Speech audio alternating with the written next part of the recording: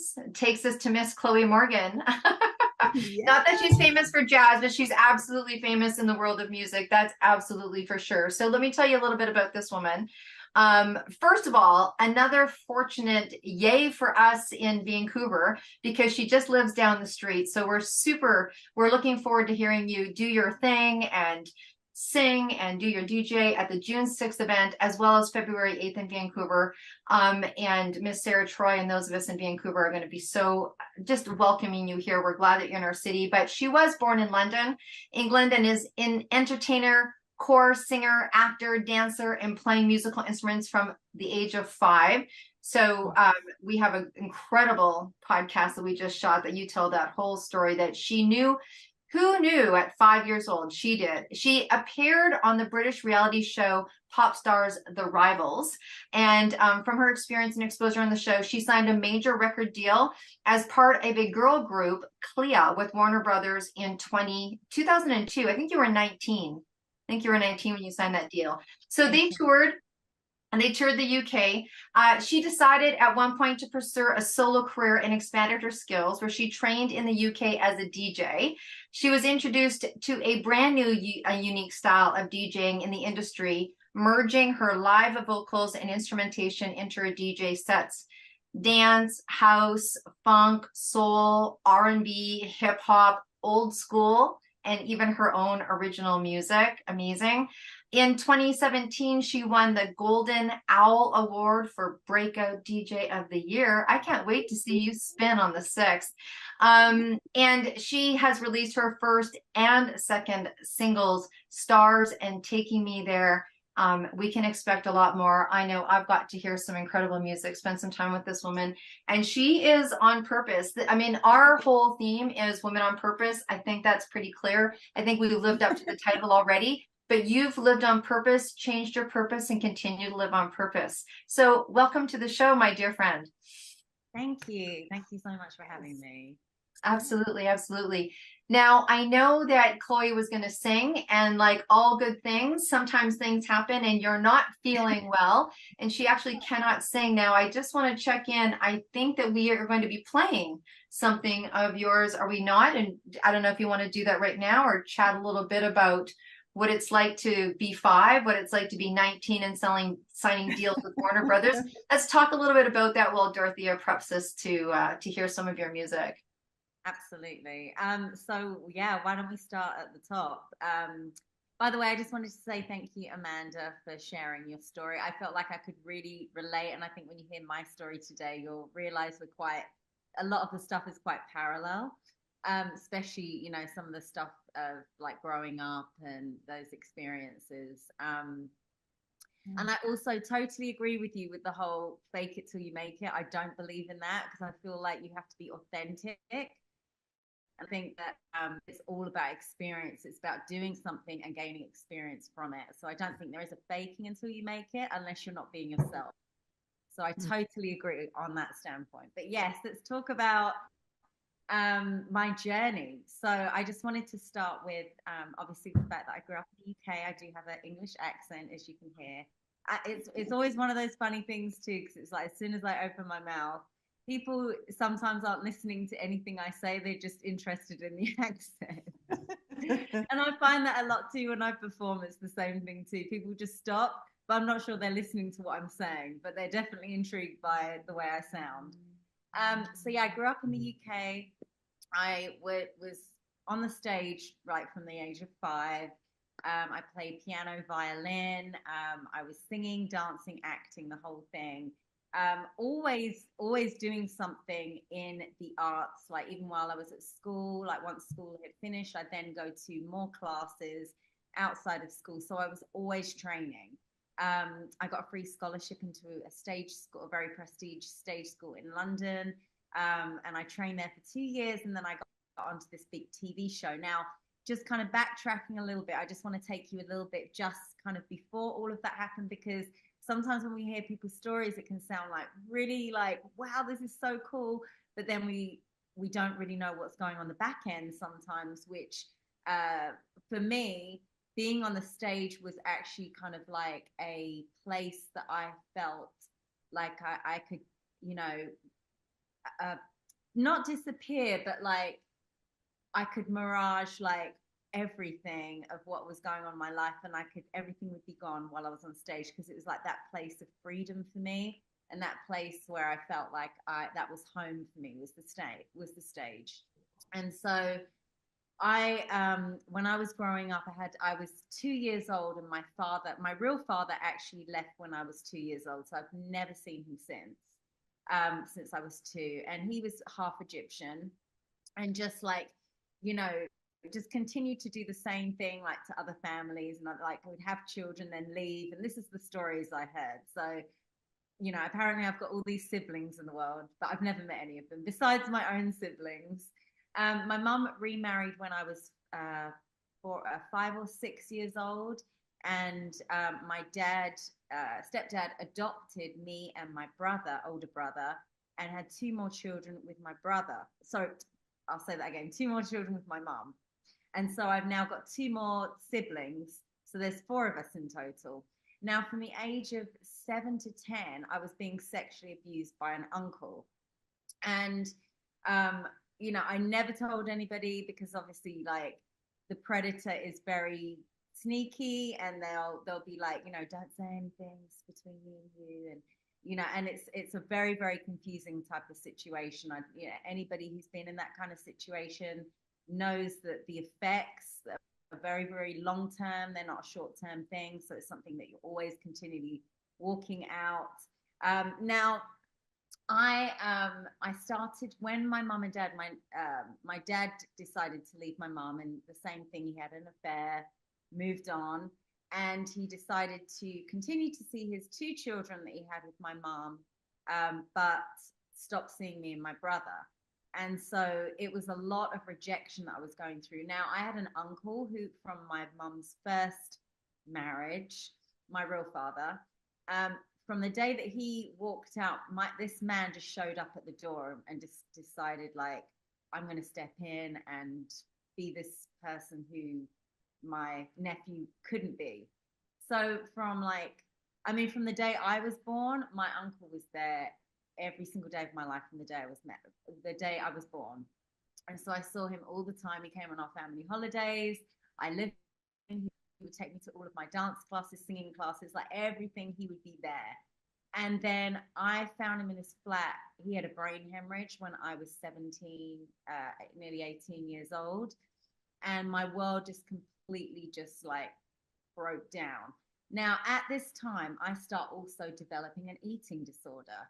So all of this is like going on, all of this like deep, deep hurt and wound. And also just like, whenever people would meet me, they would always, like, some people were like, is she being like, real? Because I always feel like she's putting on some type of act. But for me, it was like, well, that's all I ever knew, was being on the stage. And so I knew how to perform out my life. But the thing is I was always performing. I was never just being like a down to earth sort of like normal type of real person. I was always putting on this like facade, like whenever anybody would meet me, because I was covering up so much hurt and so much pain.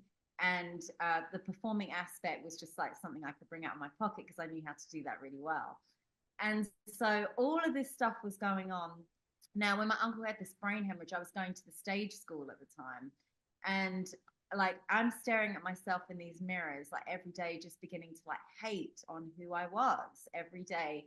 And then at the same time, I was like wanting to be thinner and thinner and thinner, and of course that's a spiral of, that's never achievable, that whole situation. And it's never to do with that anyway. It's always about something that's out of control and something that you can control, but you're not really in control. So it's like a vicious cycle. And so after he passed, I went into like a major depression where like it was like my whole world just went dark. And I would just sit in rooms and just stare at walls all day. Like I was just, my hair started drying out, like I was getting thinner, my skin was going gray, because I was the eating disorder at this point really started kicking in, because it was like I needed something to grasp onto. And that was the one thing that I was like, I can have this in my life, and this thing is like something that I can hold on to. And from then, I remember being really, really depressed. And I was up in London. I was living up in London at the time, and going to the stage school. And my mum calls me up and she's like, "Hey, I've just submitted you for this audition and it's for this girl group." And I was like, "Mum, I don't want to be in a girl group. Like, I am a real artist. I can see myself doing it the real way. I don't, and also I'm a solo artist. Like, I don't want to be in a group." And my mum's like, "Yeah, but sometimes, Chloe, like these, they're just doors that like open up the door for you to want to do things like that. Anyway, she ended up convincing me, and I was in a very, very low spot at that time anyways. Like, I was, getting to like not really wanting to live anymore and that type of mentality. When I got onto this TV show, it was like the first day audition. It was like a whirlwind. Like, I went into this, it was like a pop stars, pop idol type of thing. Went in, I got through the first auditions, kept getting through all of the auditions. And I was like, okay, this is getting serious now. Like, this is, you know, my world is changing right now. And I was still, so I went from like being super, super low to then super, super high. And that was like the theme of my life, like growing up, was it was literally from one extreme to the next. It was like highs and lows. And never any type of like middle ground. It was always like one extreme to the other. And so I ended up getting onto this TV show, got into the finals, singing live on TV, every other week. And then I didn't get into the actual group that, made it. We then got signed to Warner Brothers after that. And it was just like, I was in the group for like a year and a half. And I'll come back to this at the end because I ended up doing a reunion with these girls recently. And it was like the same pattern that repeated. And the reason that can happen is when people don't fully deal with their trauma, they don't fully deal with unforgiveness or like ways of working through that, then it's like patterns can just get repeated. But anyway, I'll go back.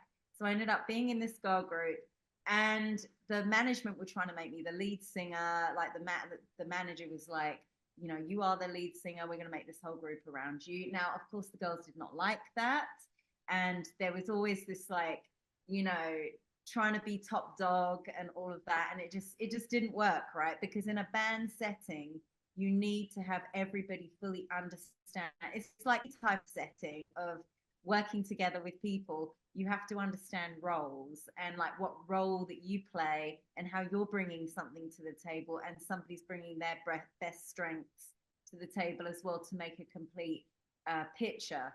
But when you don't know how to do that, then it becomes this rivalry. And it was like, what was quite funny, actually, ironically, was the show was called Pop Stars The Rivals. And it was like we were still continuing to be rivals when we're really in a group that should be working together. But anyways, so I ended up leaving the group. This is like a year and a half later. Now, we shot a music video in Vancouver. This is how I came to be in Vancouver. We shot a music video out here, and I ended up meeting somebody on set. And this person I ended up marrying eventually. And so I left the group. And at this point, I was like, again, I was on a real low again. And it was like I was spiraling in the group as well, because it was like something really exciting. And then I was then being bullied in the group. And so then it was like, became this like, I got to leave because now like this is like becoming a really unhappy situation for me. My eating disorder is getting worse again. And it was just that constant thing. Now I came back I was in the UK at the time, and I'd read this book, and it was this book. It was, I think it was like called Overcoming Eating. It was something it was Helena Wilkinson, Overcoming Eating Disorders. And I ended up reading it and just started like breaking down and realizing, like, because I never really understood why I was doing that. I was like, why am I doing this? Like, and I couldn't get out of it. And it was something that turned into like from a couple of years of doing it to then like over a decade of this thing in my life. And I was just like, I couldn't shake it. And at this point, I was like, this is who I am. Like, I would just see myself as the eating disorder. I was like, well, this is who I am now. Like, this is even though I knew that like I don't want to be this person, this is not great, but it was like I couldn't shake it, you know, and it was so ingrained. It became ingrained in my mind of like everything I did revolved around this eating disorder. And basically, I ended up, once I left the group, I ended up giving my life back over to God, because I actually gave my life to God when I was 16 years old. That was kind of like a real, real kind of prominent moment in my life that kind of like started taking me on a new journey. And I was always kind of going from this to that to this. And again, because there was no type of like grounding or foundation that I had of stability, everything was like this and that. Anyway, so I ended up coming back to God and sort of like really getting some like counseling from the church. And I was like started making strides. Then I came out to Vancouver, got married. And again, like, I don't recommend getting married when you have something like an eating disorder, because you don't really know who you are. And when I started overcoming the eating disorder, and this whole sort of ended up roundabout, came to be when my second father, who married my mom, he then had cancer, and same as you, Amy. So he ended up passing as well. And I came back to the UK. Got to spend some time with him just before um, he passed. But just before that, I was like, he can't help what's happening to him, but I can help what's happening to me. You know, like I looked at him and I thought, like, this man it was scary, like how thin he was. I'd never seen anything like that in the flesh before. But I was like, you know, he can't help what's happening to him, but I can help what's happening to me. And I think that was like a moment in my life where I was like, I was getting better with the eating disorder, but it was always there. It was always in the background. I would always still like think I'm still going to use this. And then when that happened, when he passed, it was like a real kind of wake up call for me in a way. And I ended up going up for prayer in church, like, because I'd always be losing my voice as well. I had bulimia, anorexia. And so I was always losing my voice, which would really drive me insane, because as a singer, as you know, it is a devastating thing when you can't sing. And so I ended up going up for some prayer, like, you know, I was like, can you pray for my voice? And I ended up getting completely healed of the eating disorder. Now, when I say I went from like black to white, like literally it was like and I want to say, like, it was something that I was working on for a while, but then when it happens in an instant, and that's the thing about life, like sometimes it's like you can look at someone's journey and you think, oh, like it just instantly happened for them. But sometimes it isn't like that. Sometimes it's like, even in business, it's like you're working for something for like 10 years, and then suddenly, like, you just never know when that break's gonna happen. And this was a suddenly in my life. And I went, like, every day I'm like, wow, like I'm not using this eating disorder to like get me through these days. And it became like a month thing, a 2 month thing, like 6 month thing. And then suddenly I realized, like, I'm free from this. But I still, you know, it still took me years to like overcome like the struggles in my mind. Like that still took time, but I can absolutely say, like, I'm completely free and healed of an eating disorder. There's no signs of it, there's not any of it. Like, I'm completely set free. And that is absolutely possible. Like, that, you know how sometimes you hear people say, oh, I always struggle with this, I always have this problem. I think that is really a decision, that if you decide that that's what you want, you will always have that problem. But I think if you decide, you know, that actually I can be set free, you know, then that can be your reality as well. I think it really is what you choose to believe. And so for me, I was like, well, you know, God said he can set me free. So I'm going to choose to believe that he the Son set free is free indeed. So I just claim that over my life. And that is actually a product of what happened. So all being said, in that was kind of like the first 30 years of my life. Now, I ended up leaving the marriage. And because of that, like that whole sort of like, because I realized that I'm not this person like I was when I married this person. Like, I'm like, we're two different people. Like, this is not going to work. And so I started, because I hadn't fully dealt with my trauma of growing up and all the stuff that had happened in it, I then reverted to drugs. So I totally understand where you were coming from there, Amy. Sorry, Amanda. And, you know, I would used, and then I was in a very abusive relationship, like because of all of that as well. And then we get to kind of like the point where I hit my major rock bottom. Now, when I say major, like I ended up like basically like selling everything, went to the States, met this person, came back, we were making music together. You know, this person was my world in the end. And then like we would starting to do all kinds of different drugs. And then suddenly it was getting like very, very like dark. It was getting abusive, like verbally, mentally, physically. All of it was very violent and very abusive. I came back to the UK literally with like, I mean, I'd just been fired from my job as well. It was like a wrongful dismissal. And I ended up being like, well, I can't get a job now because they fired me for this reason. And so now we've got to try and make money. And so we started doing shows in Vancouver. I started selling CDs on the streets. Like when I tell you, like I did the work, like I did that artist lifestyle of like couch surfing. I was living on people's couches for about a year. Anyway, came back to the UK. I went to do a show in Germany with my ex-partner, and it just got completely out of hand. Like it was, you know, to a point where he was like cheating on me in front of me. And I was like, I'm leaving this. I'm going back home. I'm starting again. I can't do this. Like, this is insane. This is insanity, all of this.